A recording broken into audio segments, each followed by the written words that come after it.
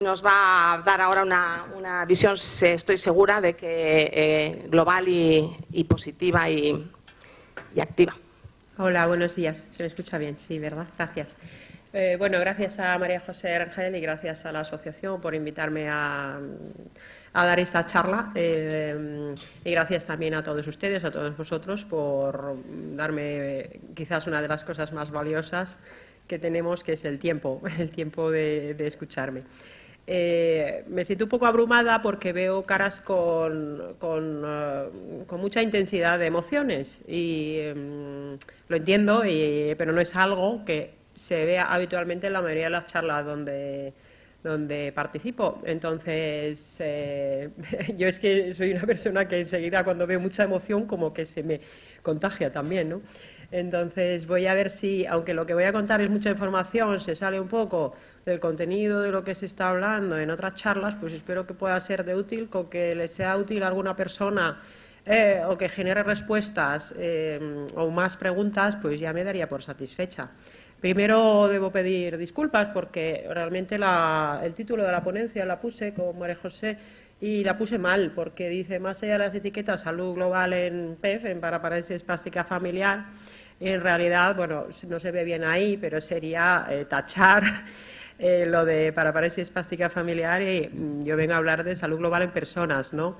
Y a esto se refiere lo de ir más allá de las etiquetas, ¿verdad?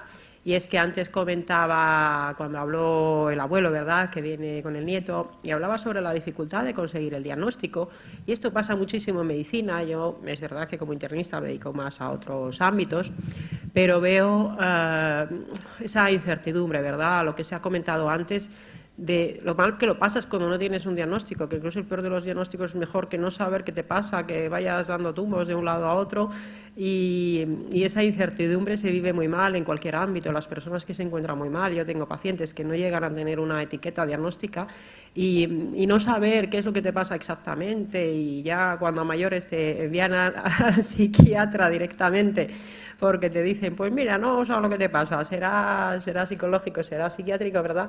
Entonces, es verdad que es importante conseguir el diagnóstico, pero algo que pasa con frecuencia en medicina, y esto pues obviamente los médicos tienen mucha responsabilidad, es que cuando una persona tiene un diagnóstico, y más si es un diagnóstico que no conocemos mucho sobre ello, pues a partir de ahí todo lo que te pasa es por tu diagnóstico.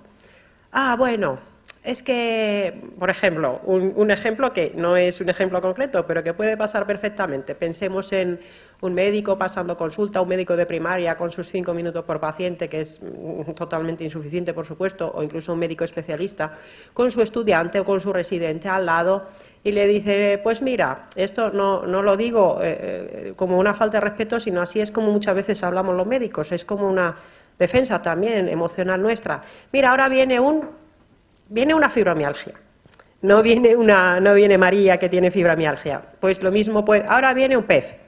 Y entonces llega esa persona, que se llamará pues Pepito, Paco, me da igual, y entonces dice, pues me pasa esto, lo otro y tal. Bueno, es que tiene PEF, entonces le pasa todas estas cosas, ¿verdad? Y esto es también de lo que debemos huir, porque al final de lo que estamos hablando es de personas. Y una persona no es su diagnóstico. Una persona, pues en este caso, en el caso de ustedes, tendrán su paraparesia, pero además pueden tener otro montón de cosas. Y todas las personas, si hablamos de medicina de precisión, de una medicina individualizada, y la definición de la medicina de precisión, que debería ser futuro, realmente dice que la medicina de estilo de vida, la medicina de precisión, tiene 3 goles, que es conseguir, o 3 objetivos, que es conseguir que la gente, las personas vivan el máximo tiempo posible, con la máxima independencia y funcionalidad posible durante el tiempo máximo posible y con una buena calidad de vida. Y esto es lo que queremos conseguir para cualquier persona, y nos da igual la etiqueta diagnóstica que le acompañe, ¿no? Y en esa figura que viene ahí, con los esquemas, las flechitas, es de un artículo de Sturberg que habla de la medicina de redes y de la necesidad de pensar en las personas en el centro de una red donde el contexto biopsicosocial es súper importante. Y así pasa, por ejemplo, si hablamos de las inequidades en salud, pues no es lo mismo si tienes en este caso una enfermedad minoritaria o, si la llamamos una enfermedad rara, si vives en Madrid y tienes acceso más fácil a una unidad de referencia, si además es una unidad donde resulta que, bueno, pues a lo mejor está más desarrollada todo lo que tiene que ver con tratamientos físicos, de rehabilitación, y además incluso a mayores, digamos, que ponen en marcha un plan de ejercicio terapéutico, que vivir en un pueblito perdido de la España vaciada donde, bueno, apáñatelas como puedas, ¿no? Y claro, todo esto también hay que tenerlo en cuenta, ¿no? Hay que poner en el centro a la persona y pensar en esa persona en todo su contexto psicosocial, y esto muchas veces es lo difícil. Y como se ha comentado al presentarme, pues sí que me dedico al ámbito de la microbiota y la nutrición, y quería hablar un poquito sobre este tema, porque la microbiota, simplemente por resumir, es una verdadera revolución en la medicina. La microbiota son todos esos microorganismos que tenemos en nuestro cuerpo, es lo que antes se llamaba flora. Tenemos bacterias, virus, protozoos, hongos, arqueas, en nuestro cuerpo, en el intestino, en la boca, por supuesto en el aparato urogenital, en todas partes. Y tenemos los seres humanos unos 22.000 genes en cada una de nuestras células, y algunos de esos son los que están alterados en la paraparesia. Pero es que luego tenemos entre 3 y 10 millones de genes microbianos en nuestro organismo, en nuestro intestino sobre todo. Y eso determina muchas cuestiones en nuestra salud. Y fijaos si es importante en microbioma o microbiota que hay, bueno, ya andamos casi por 130.000 artículos científicos en PubMed, que es donde se publica la ciencia, los artículos científicos donde están indexados en ciencias biomédicas.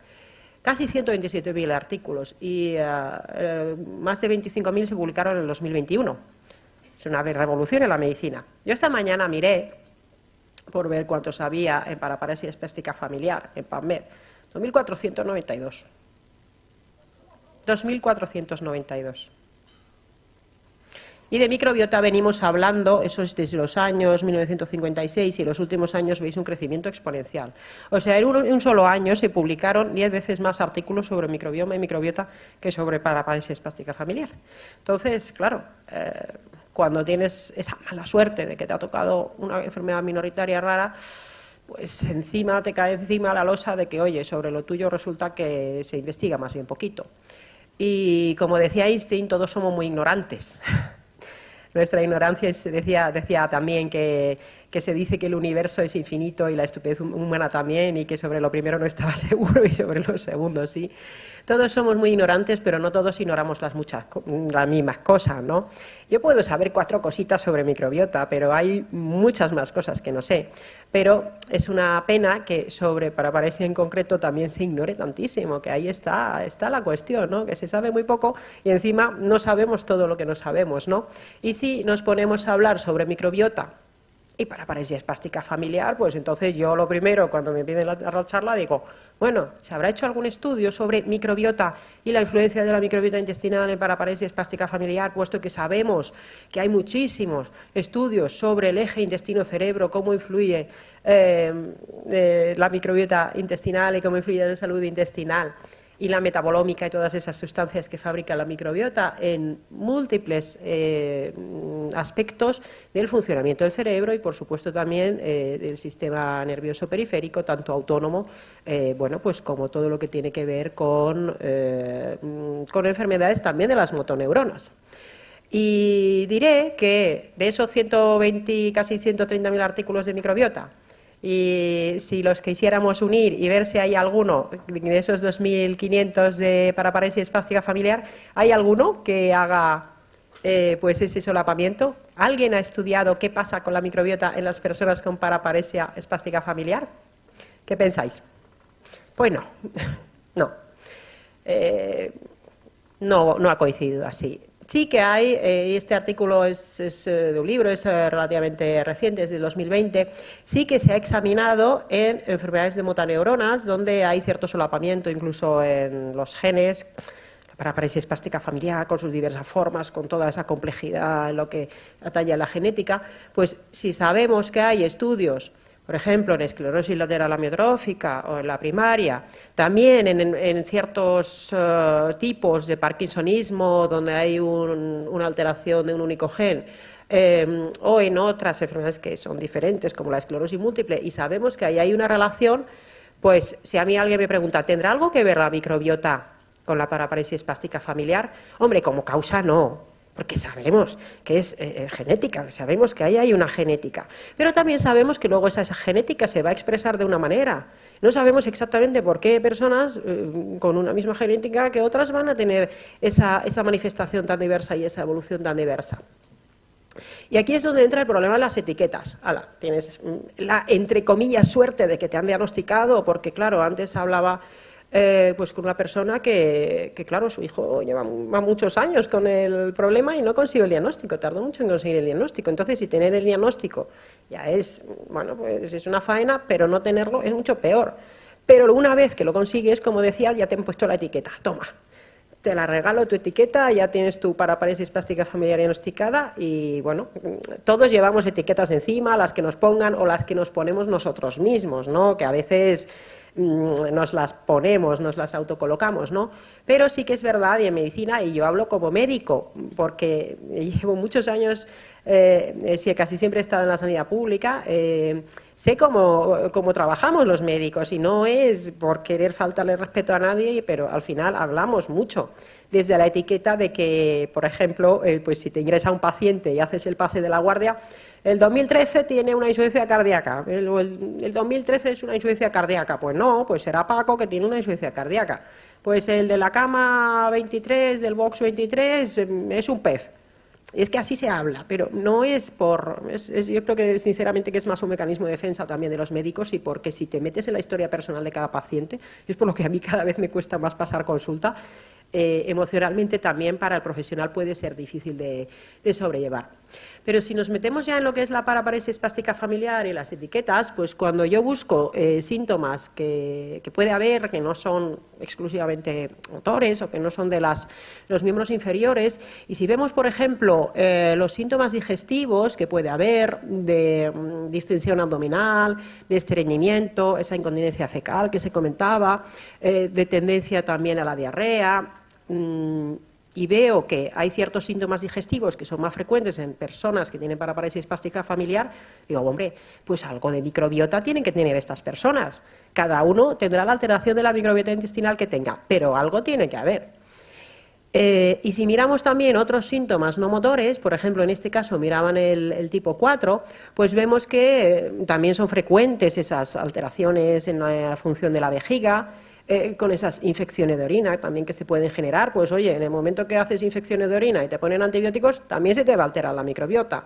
Y sabemos que podemos mejorar también esas alteraciones y esa tendencia a las infecciones de orina manejando la microbiota. Si sabemos que hay tendencia a tener dolor crónico, que hay fatiga, cansancio, astenia, que hay trastornos del estado de ánimo, pues probablemente también pueda haber alteraciones de la microbiota.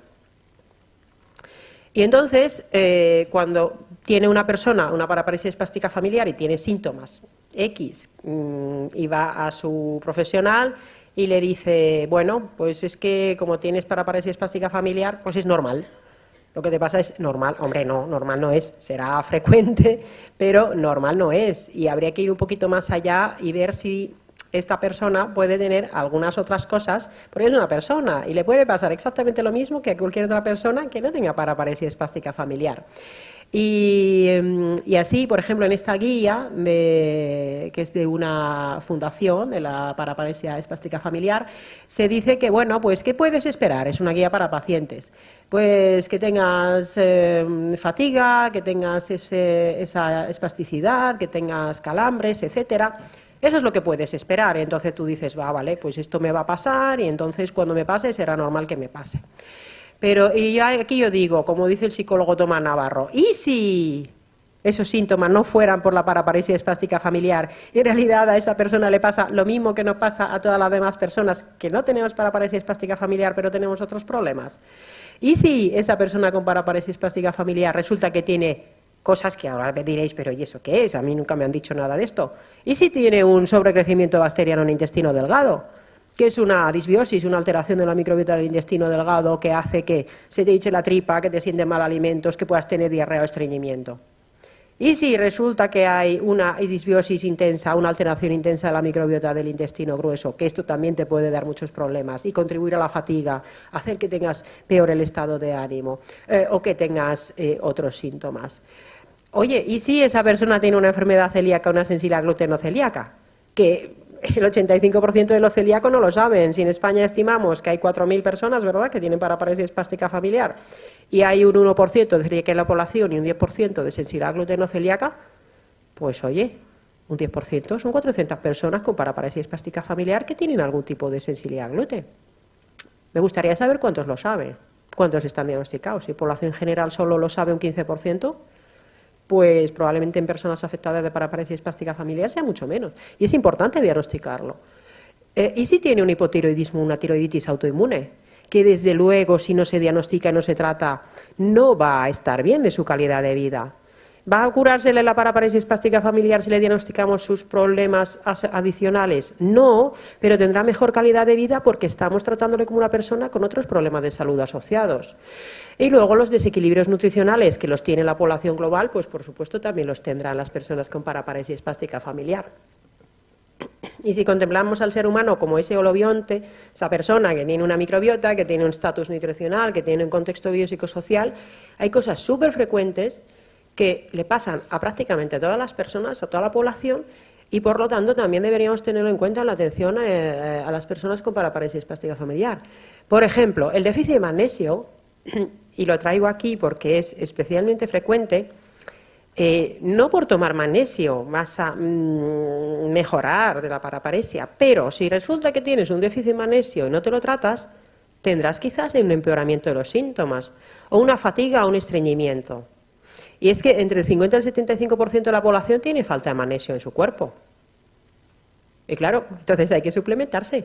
Y la falta de magnesio te puede provocar estreñimiento, te puede provocar falta de energía, te puede provocar contracturas y calambres musculares y te puede provocar, por ejemplo, una alteración del descanso, una alteración del sueño. No porque tomes magnesio vas a mejorar de la paraparesia, pero si resulta que tienes tu paraparesia y tienes calambres por falta de magnesio, pues tendrá dos cosas sobreañadidas. Entonces, esto habrá que tratarlo.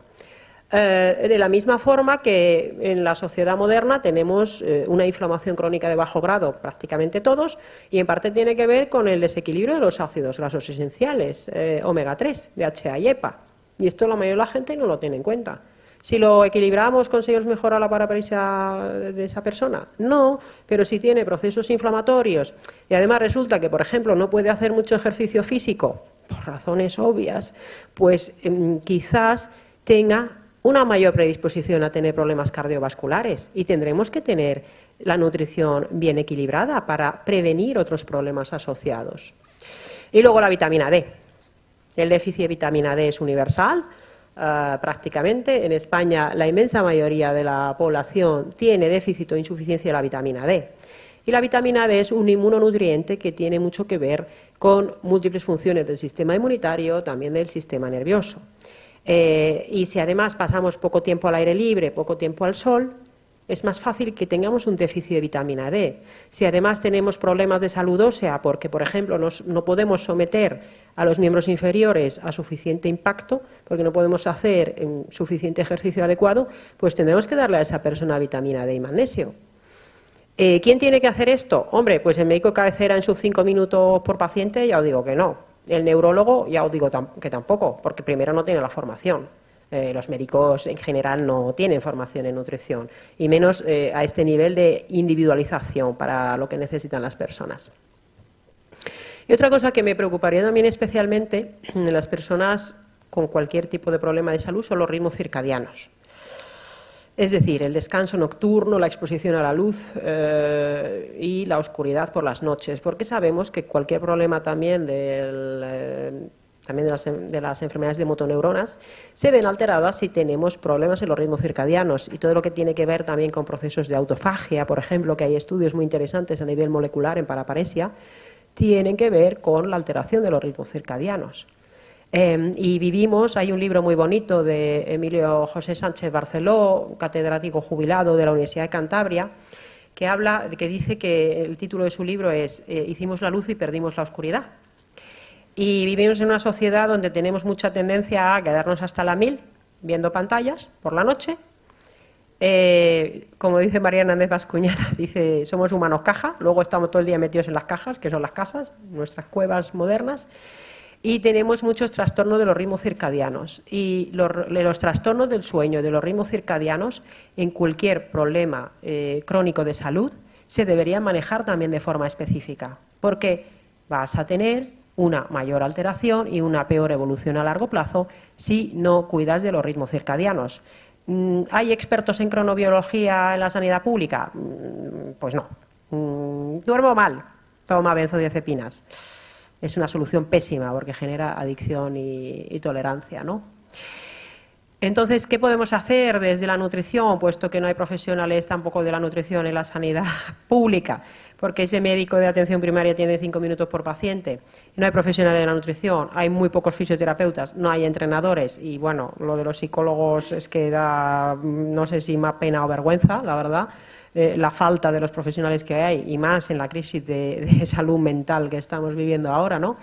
Bueno, podemos informarnos con los divulgadores, con libros sobre cómo hacer una verdadera nutrición que no nos va a curar, pero nos va a ayudar a optimizar el resto de nuestro estado de salud, con estrategias de nutrición evolutiva, con comida de verdad, rica en micronutrientes, y que no sea demasiado frecuente, porque no nos conviene tener esa inflamación de bajo grado o un exceso, por ejemplo, de peso porque tengamos una nutrición inadecuada. Y hay estrategias, por ejemplo, la dieta pesco-mediterránea, o en España también la dieta atlántica, son fantásticas. Ya se admite cada vez más por parte de la medicina, incluso más farmacocentrista, que el ayuno intermitente con un ayuno nocturno largo es una estrategia antiinflamatoria y que favorece la autofagia, y tendría mucho interés en ver qué sucede realmente en esos mecanismos moleculares a nivel de autofagia con los ayunos nocturnos largos, para mejorar calidad de vida y mejorar los procesos que hay, ¿no? Y sobre todo porque somos lo que la microbiota hace también con lo que comemos, ¿no? Y si ya hemos dicho que, bueno, probablemente hay alguna alteración de la microbiota en las personas, sobre todo si tienen síntomas digestivos, también deberemos cuidar de nuestra alimentación. A mí siempre, cuando me escribe gente por Instagram o por correo electrónico, también me preguntan, oye, yo tengo X enfermedad o X síntoma, X problema, ¿qué probiótico me puedo tomar para mejorar de lo mío? Y claro, la pregunta sería, ¿y qué probiótico me puedo tomar para mejorar de la paraparesis plástica familiar en lo que me pase? Pues no lo sé, depende de la persona, habría que ver cómo tiene su microbiota, si tiene ese SIBO que comentaba, si tiene quizás incluso a mayores un parásito, si tiene alguna enfermedad autoinmune asociada. Bueno, sinceramente no creo que a día de hoy estemos en condiciones de afirmar todavía que vaya a haber en el día de mañana un probiótico específico que vaya a mejorar esta patología en concreto. Sí que se están investigando también con trasplantes de microbiota fecal y espero que en el futuro se investigue más en este aspecto. Pero sí que si una persona con paraparesia, por ejemplo, tiene un SIBO, o una disbiosis, o un estreñimiento, o una diarrea, aunque no le encontremos una causa clara, pues su profesional actualizado en microbioterapia podría ponerle un probiótico específico a esa persona para ayudarle a mejorar de esos síntomas digestivos. En resumidas cuentas, debemos tratar a las personas. El holobionte es el término que hace referencia a que somos personas con una microbiota, somos superorganismos, no solo somos nosotros y nuestras células, sino también somos nosotros y nuestra microbiota.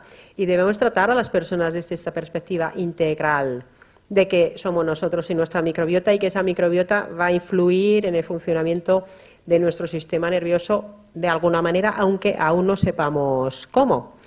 Y que en esta perspectiva global debemos tener en cuenta que todo lo que hacemos y todo lo que nos sucede en nuestro entorno también va a afectar sobre nuestro estado de salud y nuestra microbiota.